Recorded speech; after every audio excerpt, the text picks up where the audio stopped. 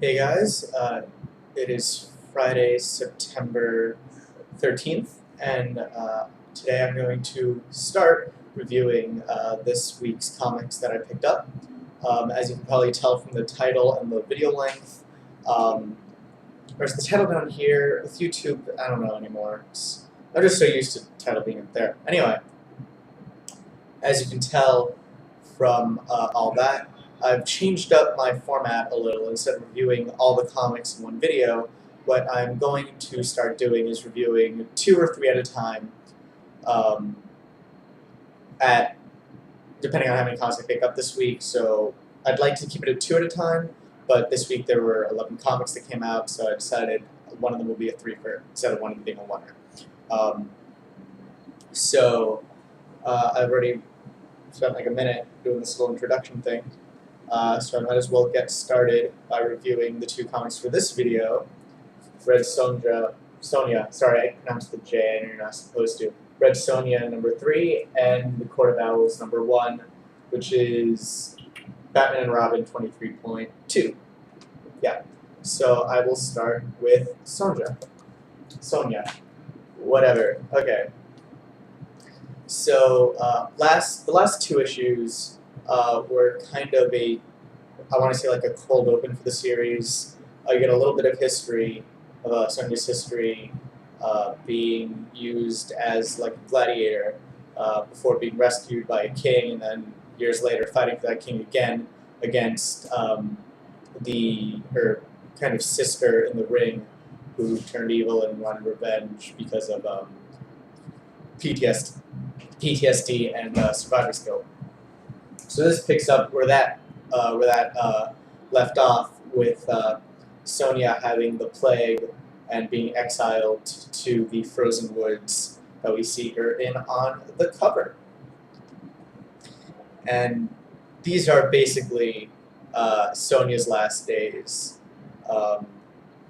It has been 2 weeks, 2 fortnights. No, 2 fortnights is 4 weeks. It's been a month since her exile, because it's been a month in real time. Anyway, so it's been a month since the events of the last issue, and she's all alone with her horse. The plague is taking hold, and she is slowly dying of it. And as she dies, she has a flashback to the moment she became Red Sonja. As she's dying, blood flashes before her eyes. She sees a hallucination of her father, who we later see being killed in this issue. Spoiler alert. And so basically, we see her go from just hunting in the village with her brothers and father, and not being able to kill an elk because she thought it was really pretty, or whatever, to her home village being raided, and then to her finally getting revenge on the raiders and becoming the devil, Red Sonja. After this little flashback, we are treated to we go back to the framing narrative of Sonja slowly dying in the snow before some people show up, but it is unknown if they are too late or not. I'm not going to spoil that part. But overall, another really good Red Sonja issue. So far, I know we're only 3 issues in, but so far, each of these stories has remained really kind of succinct and compact, and they each fit very nicely within one or 2 issues. But they still get a lot done. They're expository without feeling like just straight exposition. They have tons of action in them, even though it can vary from just hunting an elk to a village getting raided, but they all feel incredibly important and move the story along. The art is fantastic. Well, at least I really enjoy it. It's kind of a different style than a lot of other. I'm not going to say it's less cartoony, but I'd say the palette is more, except for like Sonja's hair. In this issue, a lot of the palette is kind of more muted, more wintry. overall, just I'm really liking this book so far, and Gail Simone is really hitting it out of the park. So then we have the Court of Owls, and this we already kind of got most of their origin story in the Court of Owls, Night of Owls, blah blah blah story arc, which basically made up the first 12 issues of Batman. And I really enjoyed the Court of Owls. I thought they were kind of a new type of villain for Batman, one that was kind of Gotham itself, or the dark part of Gotham, kind of given, well, not a face, but a mask, kind of personification of this just organized crime that is just kind of innate, that is an implicit part of Gotham history. And so here we basically, I'm saying basically a lot, aren't I? But we see the framing device is the leader of the court, or one of the leaders of the court, with his daughter, or just a younger female member of the court, as they're looking over the riots that are happening in Gotham because of the lack of Justice League. And they are planning a way to regain their foothold, to regain control of the city that is completely lawless at this point.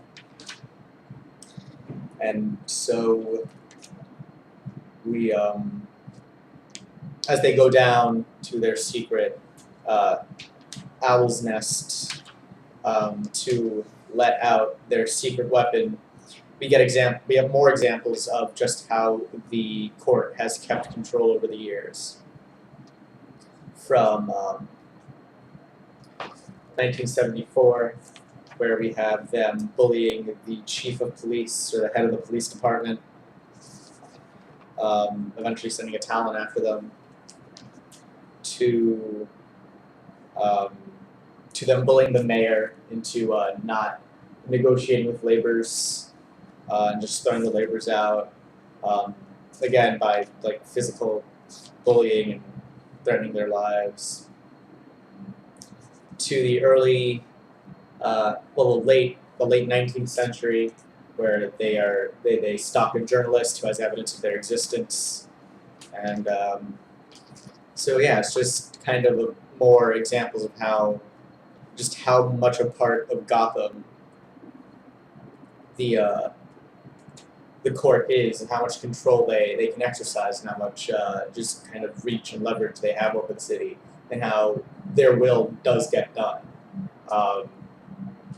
Kind of just there isn't really much of a plot.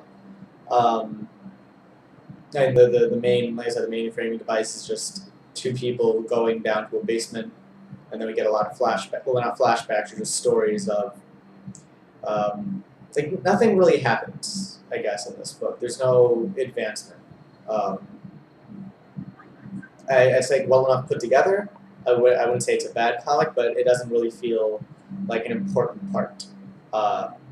It's just this is what's about to happen sort of deal, but just not much there to chew on.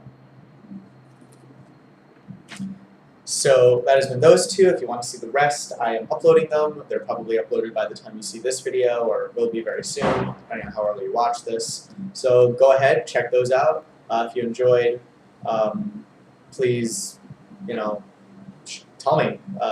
Write a comment, like it, or just whatever. And if you have any opinions, comments, questions, feel free to comment or PM me or whatever. Just hope you enjoyed. I enjoyed making them.